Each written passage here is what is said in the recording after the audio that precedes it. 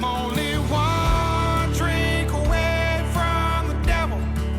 I'm only one call away from home. Welcome back to our second episode of Unbandaged.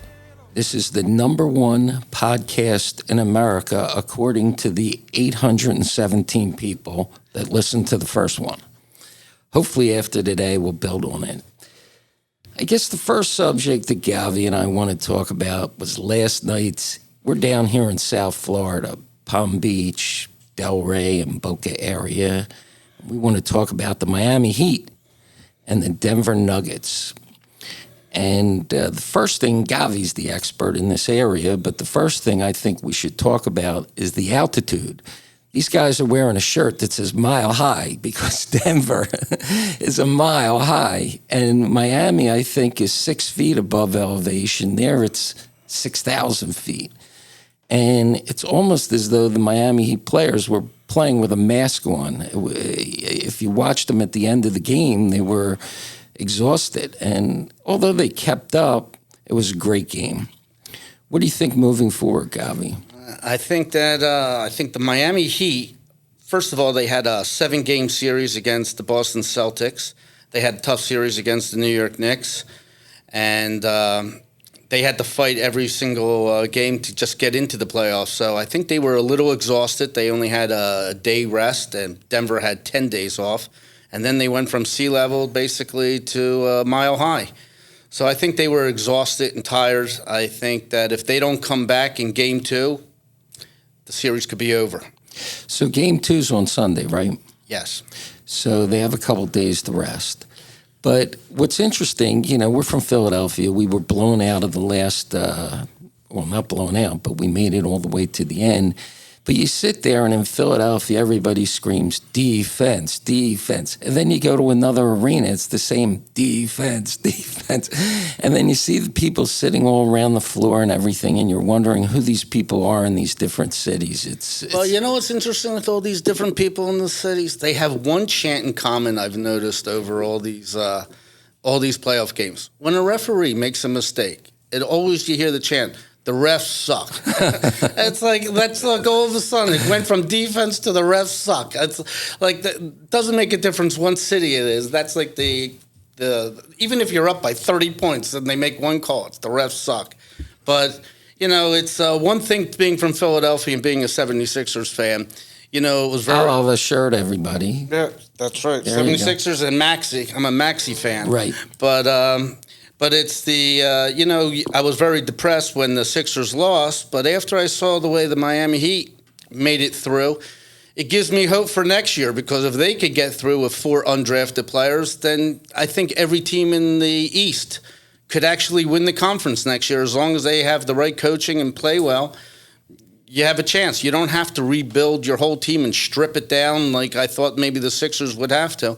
I think they're as good as Miami right now if they just would be coached better. But let me ask you about the altitude. Is that an unfair advantage? Should they schedule these games where they're on even playing field, kind of like the Super Bowl? Is that some other stadium rather than the stadium of the teams that are playing? Here you have a team that lives in Denver. They're used to breathing that air up there and living that lifestyle. And here's a team that lives in Miami, and they have a whole different conditioning. No, I think that you owe it to your fans. You play. They come and they support you all season long. And it's not like it's one game like the Super Bowl. You're playing best out of 7, so sometimes it's 4 games in one city, 3 in the other. I think the fans deserve to be a part of it. And to see their team play that they've waited for. We've tried it, I think, a couple years ago, just because of COVID. They played in the bubble in Orlando. And I don't think that was that great that all the teams were in Orlando. I think it was much better for the NBA that you can do some traveling. You don't have to do a 2-2. You can do a, 2 games, 3 games, 2 games, so the travel is a little less. So I think it's fair for the fans. And these guys are professional athletes, so we'll see how it goes. The next game Sunday, obviously. So one of the fun things, Govy and I made a list of what we want to talk about this week, and number one on the list is this guy, Hunter Biden.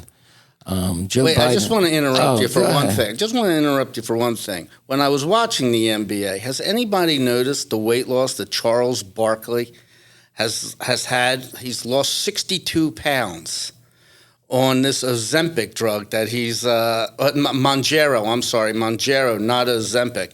But they asked him what's in it? He has no idea what's in it. All he knows is he lost 62 pounds. He's tried everything his entire life. He's still able to eat. It's it's an unbelievable thing. So not to take away from the enemy, but it's pretty interesting watching him on TNT with Shaq and everybody's getting skinny on this drug. Well, how's that affect his endorsement deal with Subway sandwiches? If he's losing all this weight, are you going to go to Subway? Is it that good? Well, hopefully he doesn't end up like Jared, but Yeah. but I think that look, there was a guy that just lost all this weight eating McDonald's every day. So I think if he has a Subway sandwich, just whatever's in this drug, obviously he doesn't even know, is working. So I think it could be a win-win. So on our first show, we talked about this Ozempic. Govy and I are on it. Govy's down how much now? I'm down 10 pounds. 10 pounds in a month? In a little more than a month. Right. And I'm down 4 pounds in 2 weeks. So it's a very exciting time to do something like this where you essentially, though I'm a little more conscious of what I eat, but the weight does come off. And I guess once you get down a fair amount of weight and you really notice a difference, it'll be really exciting. Yeah, it's going to change the weight loss business, and it's funny. You even see that with politicians. We were talking. We could lead into Chris Christie just announced that he's going to be running against Donald Trump, and I said, "Who do you think that's going to benefit the most?" I asked that to Cuddy. I go, "Who do you think it benefits the most?" And he came out with a good answer. Ozempic. I mean, is Chris Christie going to start out on Ozempic and you're going to watch him wither away during this campaign? Yeah. But anyway, we wanted to start out with Hunter Biden. Forget about all this, bank money, transfer, thievery, whatever's going on there. We want to talk about him as a person. So what do you think, Govy? What do I think? I think it's pretty amazing that a guy can be an expert in oil. He could be a painter. He could all the business deals that he makes in China and Pakistan, wherever he goes. Yet he still has time to be doing crack 24 hours a day. He has hookers. It's the covering up for him. Asking his dad to help pay for some of this. He runs away from. He leaves his wife for his dead brother's wife and sister. Sister. They had a threesome, and then he meets a girl, marries her in a week, has a baby with her. But how do you think his father feels when, just yesterday, 10,000 pictures were just released on the internet of his daughter-in-law, his naked daughter-in-law with his son? I mean, only 9,200 of them were not good.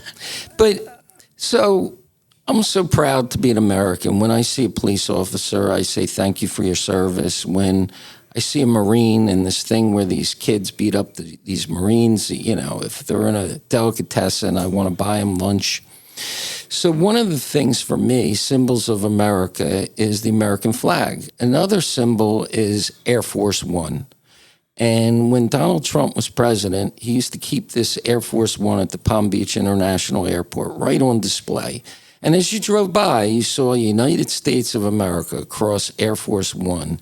And you said to yourself, wow, how cool is that? This is America. Well, this is where I have the problem.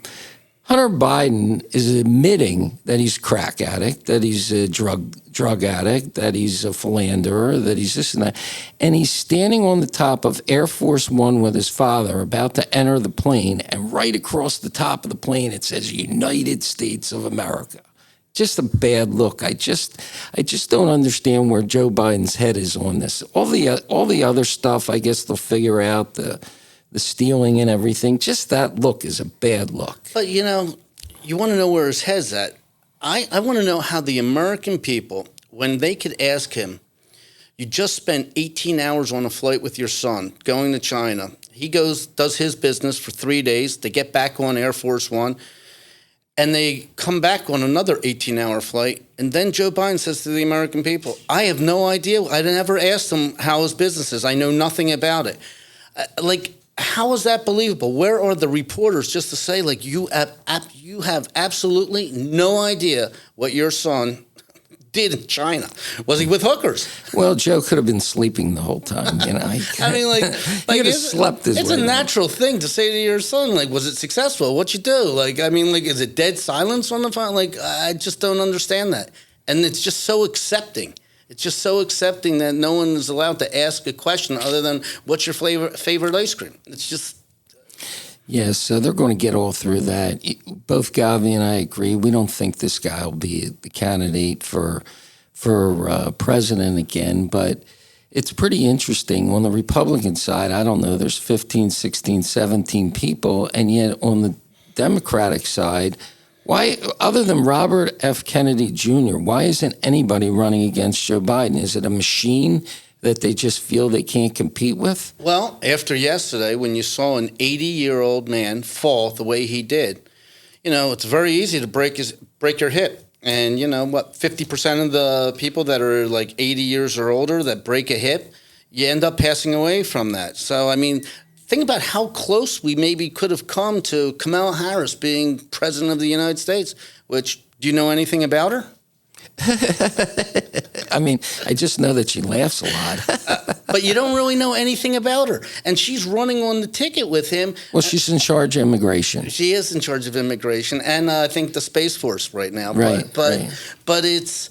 I think that during this, if there's a debate or during this upcoming election, I'm waiting for the media to start talking to her every day. She could be running the country. Most likely, if Joe Biden does win, then she could be president for 2 years.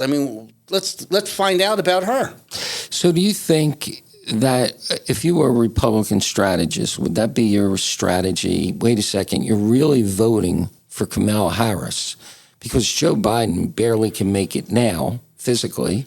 That would be one. He's challenged. Yes, that would be one of my strategies to know, bring her into the fray and let her have to perform, in front of people.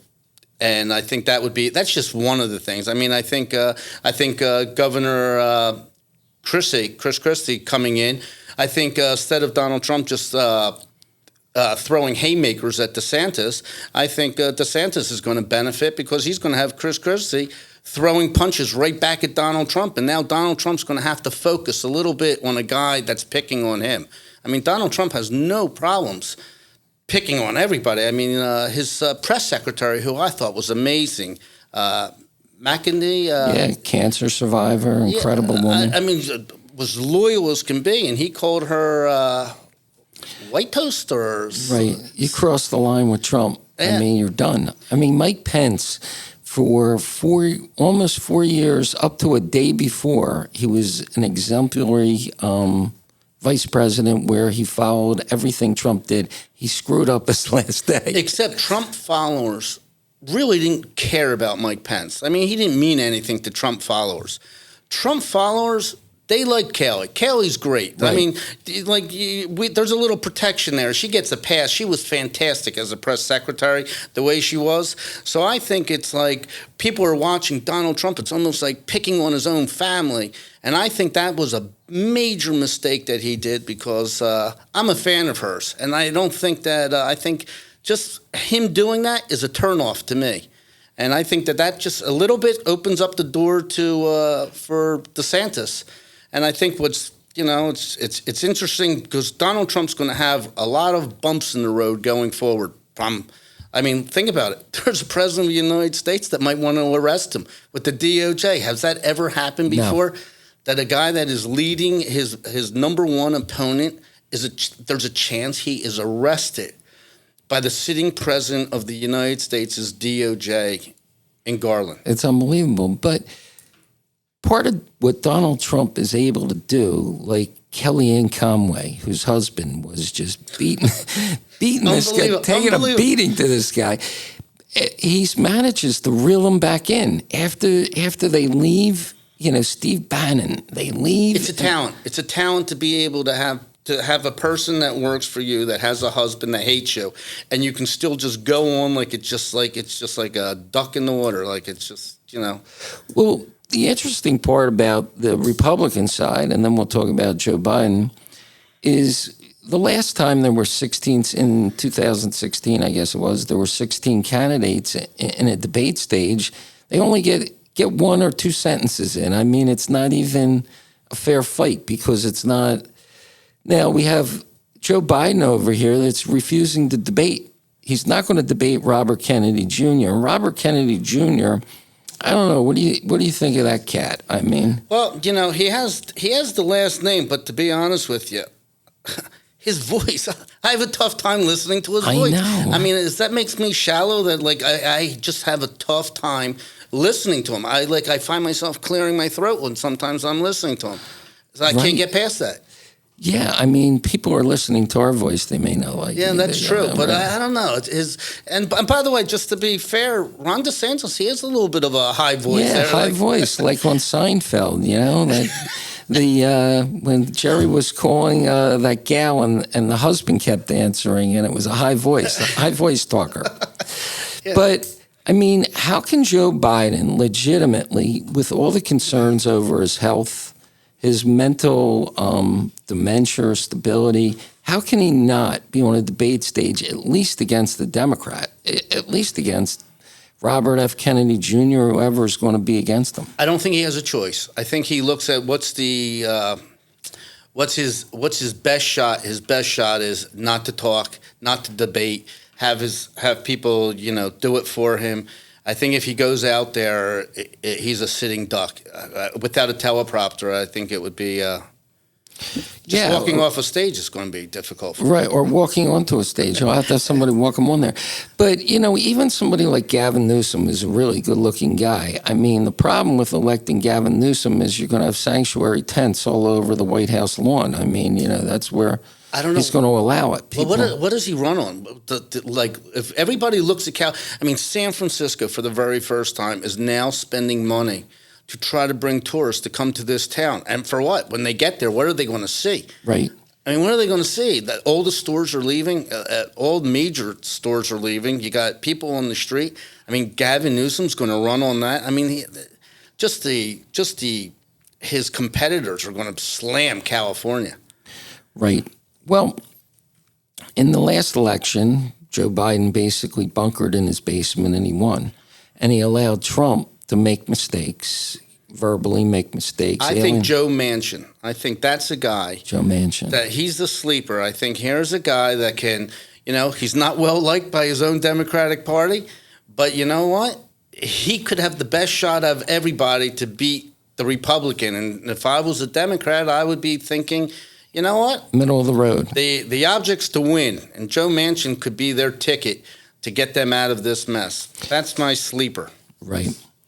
Well, going back to Trump, it was great. I wrote it down here yesterday.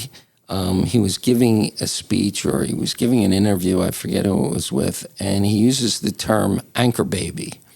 So this reporter asks him, why don't you use the term American-born child of an undocumented immigrant? And Donald Trump says, I'm going to use anchor baby. I mean, what does that mean? Well, first of all, anchor baby, it's a slang, and it's not a great terminology. But let's explain what anchor baby is, because there's a lot of countries that don't allow that. For instance, England, Australia. There's no such thing as having an anchor baby is two undocumented immigrants that have a baby. The baby doesn't get automatic citizenship to that country. So that in our country, you can both be undocumented, and if you have a baby, that baby becomes a U.S. citizen and gets all the benefits of food stamps, everything like that, and gets to stay here. Other countries, you can't do that. So that's where the term, the slang came, anchor baby. Donald Trump likes that. He goes right. He likes the shock factor. Yeah, he likes the shock factor, and So, the question is, some people really agree with that. If you have 20 million people come here, and next thing you know, it's that's how you can control. You can take over a whole country if you don't have laws. That's why we do have laws coming in the legal way. Coming in with an open border the way it is right now, it's not working. Everybody admits it's not working, so we got to stop it.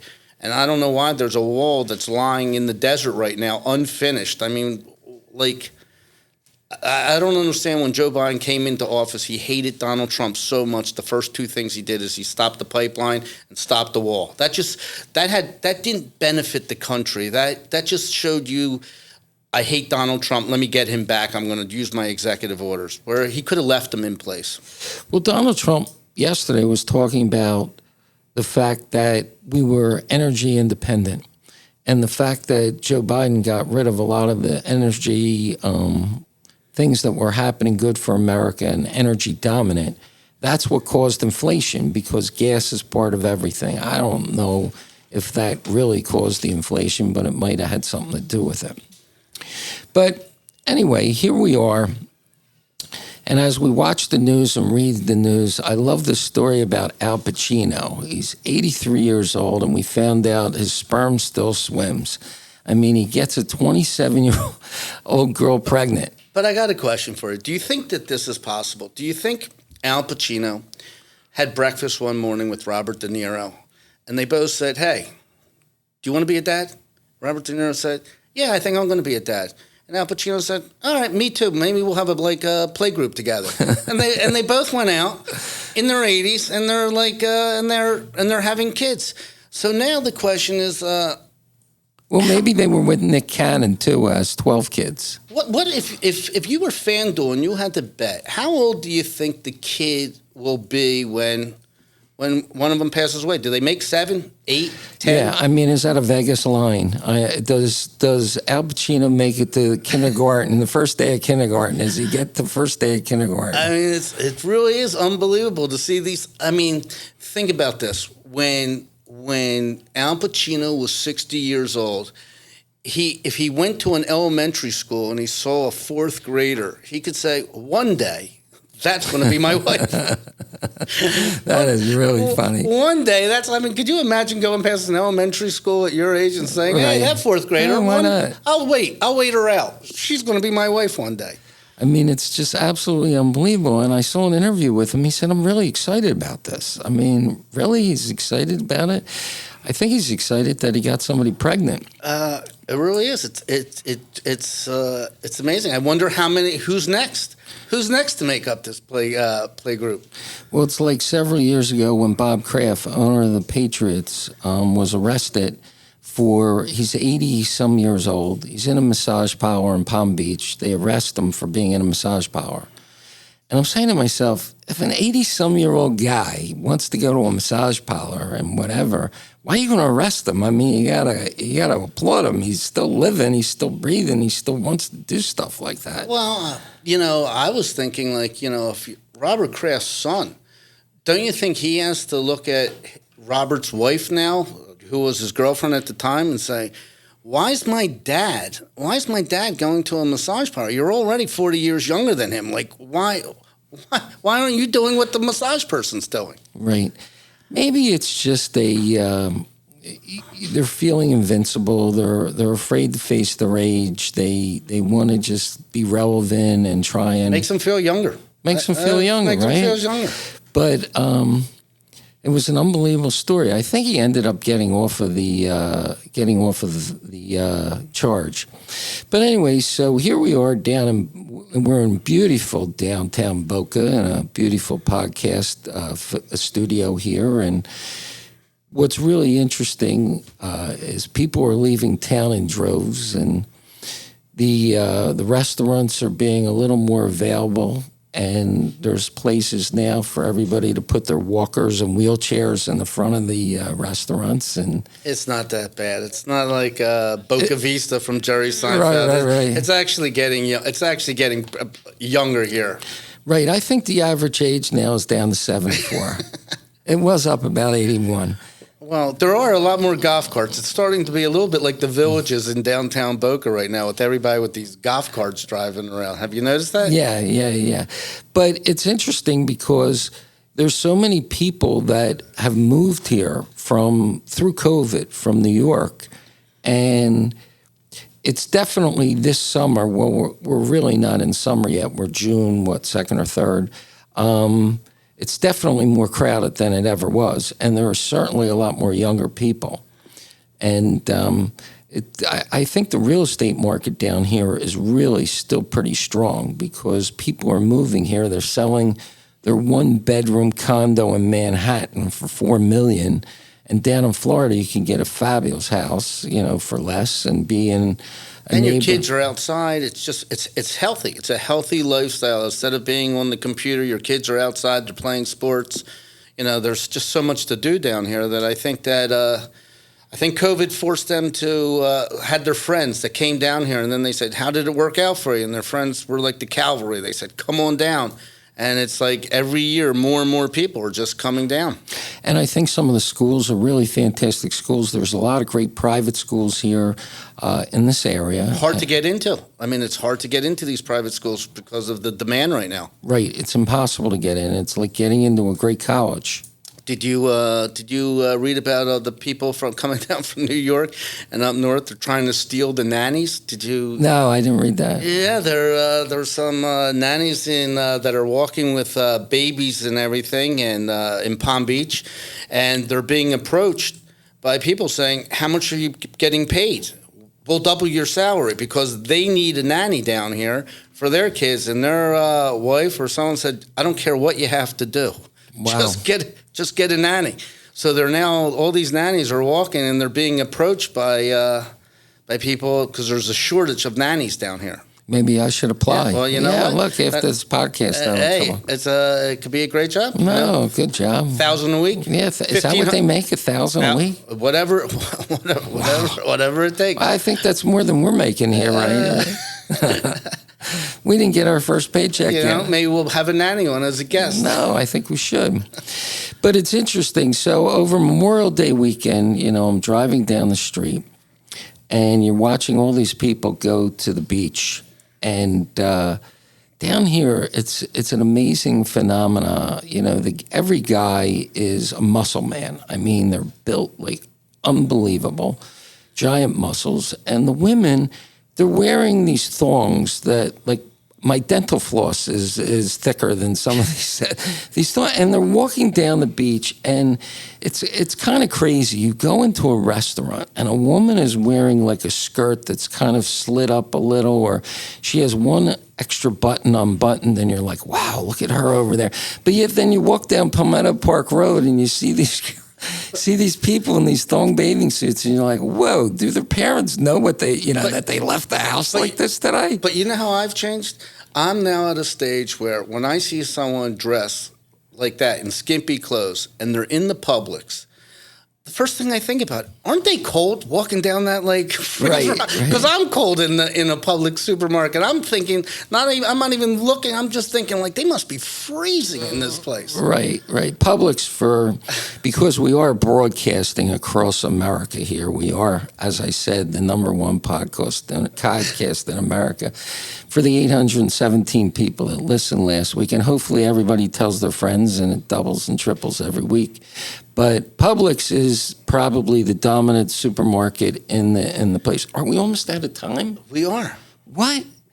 That's it? I think that could be Wait, it. do we have anything else to talk about before we say goodbye? Well, we got to save some for next week. We could hear about some of your dates that you've gone on already. Oh, geez. Well, it's been very slow here in Boca. There's not much going on. Everybody left town. Everybody's on vacation. School just let out. So down here in Florida, the schools start early. They start Mid-August. Mid-August. So they end early. They had probably last week, right? Second week of May. And then everybody takes their family vacation. They leave town. And the town, really, there's not, if you're single and you're dating, there's really not many people around. I mean, if you're on Match.com and you go in the Boca area, there's no pictures this week. Nobody's on it. I'm just kidding. I'm not on Match.com, but it just limits it down. We could ask Al Pacino where he found success. So it's just absolutely. We would love to get her in here for an interview. I'd love to talk to this 27-year-old woman and ask her what, other than the fact that, you know, he's Al Pacino, obviously. He's very interesting. Would you ask her that, how does it feel that you're with someone 15 years older than your grandfather? How about the fact that he has $400 million? Does that impact your decision to date this guy? I mean, yes. The fact that you want to have a child and you'll get $90,000 a month in child support, does that impact you? Yes. It does, okay.